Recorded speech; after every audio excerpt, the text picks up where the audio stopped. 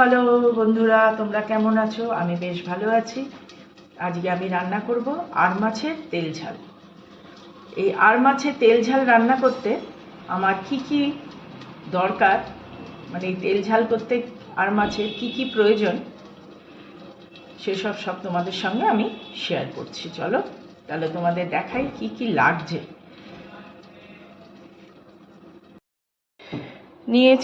এখানে নিয়েছি এই আর মাছ নিয়েছি,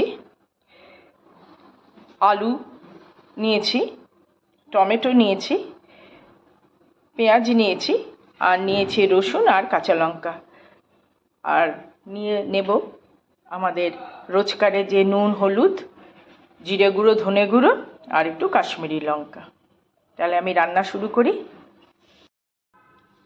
কড়াইতে তেল দিলাম, একটু জিরে গুঁড়ো, এই গোটা জিরে দিলাম।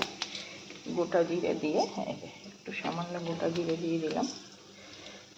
দিয়ে এই আলুগুলো একটু ভেজে নেব।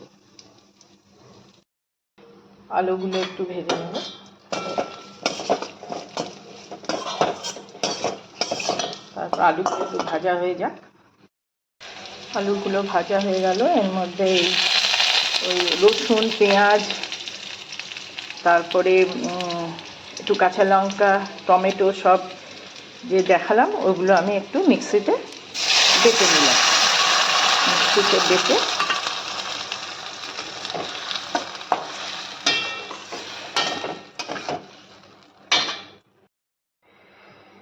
দেব এর মধ্যে একটু নুন, রোজকার নুন, হলুদ, একটু ধনে গুঁড়ো, একটু জিরে গুঁড়ো আর একটু কাশ্মীরি লঙ্কা। এগুলো এখন মশলাটা একটু ভাজা হোক। লঙ্কা ভাজা, এই মশলাগুলো ভাজা হয়ে গেলে, আলুটা সেদ্ধ হয়ে গেলে, তারপরে একটু গরম জল দেব। গরম জল দিয়ে মাছ দিয়ে একটু গরম মশলা দিয়ে নামিয়ে দেব।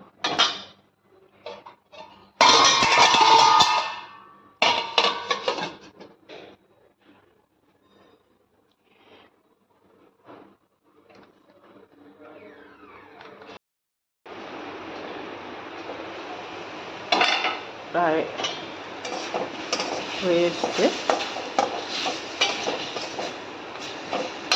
এবার এই উষ্ণ গরম জলটা দিয়ে দেব।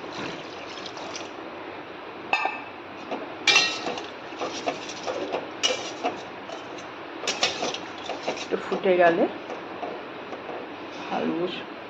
আলুটা সেদ্ধ হয়নি, একটু আলুটা সেদ্ধ হয়ে যায়, তারপরে মাছ দিয়ে গরম মশলা দিয়ে নামিয়ে দেব।